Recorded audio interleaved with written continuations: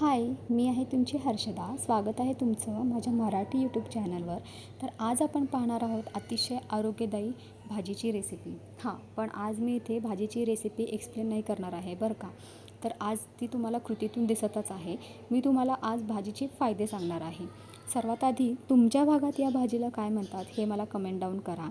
ही एक रानभाजी आहे. या भाजीत पोषक घटक, विटॅमिन्स, मिनरल्स आणि फायबर्स असतात.